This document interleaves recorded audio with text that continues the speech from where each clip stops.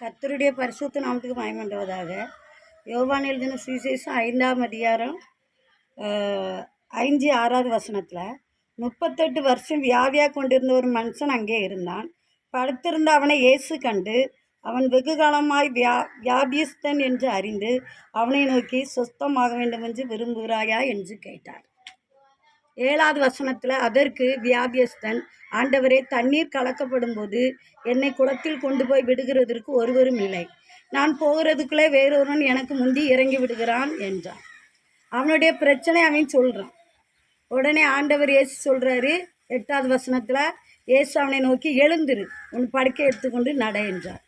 உடனே அந்த மனுஷன் சுஸ்தமாகி தன் படுக்கை எடுத்துக்கொண்டு நடந்து போனான்.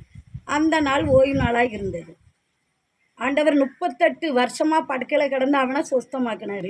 நீ விரும்புகிறாயான்னு கேட்கும்போது அவன் பிரச்சனையும் சொல்கிறான். குளத்தில் கொண்டு விட்டால் எனக்கு சுகம் கிடச்சிரும், என்னை யாரும் கொண்டு விடலன்னு.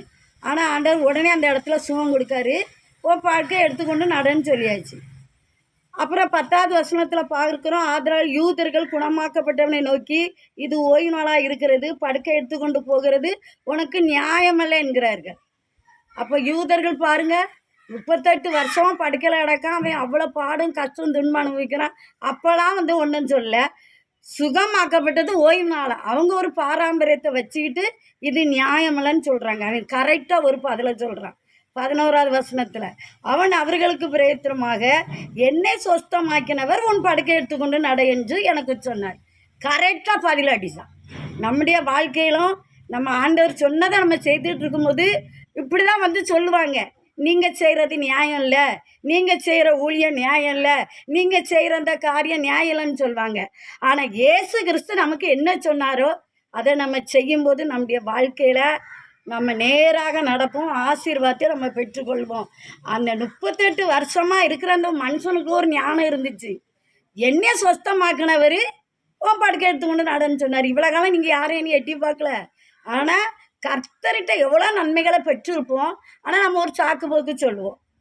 அந்த பக்கத்து வீட்டுக்காரி என்ன ஒரு மாதிரி பேசுகிறாங்க, ஆராதனைக்கு வந்தால் அப்படி நிறைய எங்கள் சுவிசேஷ ஊழியத்தில் நாங்கள் பார்க்குறோம். எங்கள் சொந்த பந்தம் எங்களை விட மாட்டேங்கன்னு.